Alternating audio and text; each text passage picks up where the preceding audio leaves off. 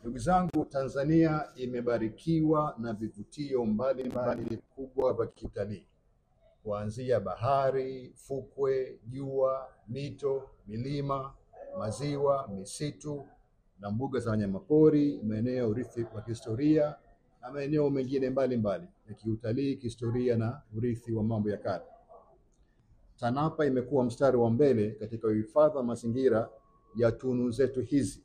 ikitambua umuhimu wa kuimarisha fursa za kupanua wigo wa vivutio asilia vya utalii hapa nchini. Mahusiano haya baina ya ZATI na TANAPA yamejikita katika maeneo mbalimbali yakiwemo: moja, kurasimisha daraja jipya la mashirikiano kimipango na kiuwekezaji baina ya serikali na sekta binafsi katika utalii endelevu na wa hifadhi za kimazingira kote nchini, bara na visiwani. Lakini pia kutangaza fursa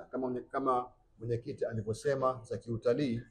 kupitia ule mfumo unaitwa Integrated Tourism Packages baina ya vivutio vya hifadhi za baharini, fukweni na wanyamapori vilivyopo Zanzibar na Tanzania bara kwa jumla. Lakini pia kujenga mahusiano ya karibu kiutalii baina serikali na sekta binafsi,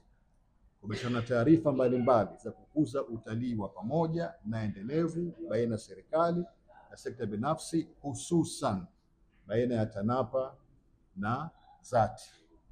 Lakini pia kuimarisha usimamizi wa hifadhi zetu za wanyamapori, mbuga zetu za taifa na hata bahari kwa mashirikiano na wanajamii, sekta binafsi, sambamba na utalii endelevu na dhana ya utalii kwa wote. Tuna matumaini makubwa kuwa mashirikiano ya pamoja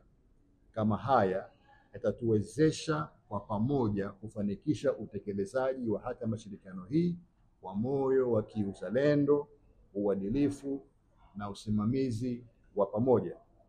Ninaamini binafsi kuwa ZATI na TANAPA mtajenga na kusimamia vizuri mashirikiano haya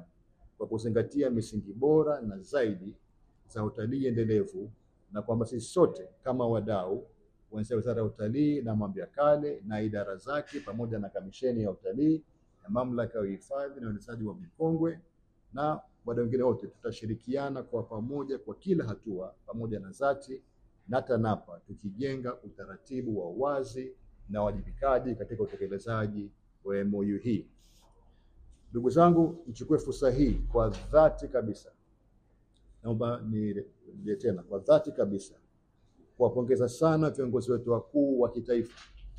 Mheshimiwa Rais wa Jamhuri ya Muungano wa Tanzania Dr. Samia Suluhu Hassan na Mheshimiwa Dr. Hussein Ali Mwinyi, Rais wa Zanzibar na Baraza la Mapinduzi, kwa juhudi zao za kila siku wanazochukua za kuitangaza Tanzania na kutekeleza ukondoishaji wa diplomasia ya kiuchumi na mafanikio yake katika sekta mbalimbali za maendeleo, ikiwemo sekta hii ya utalii.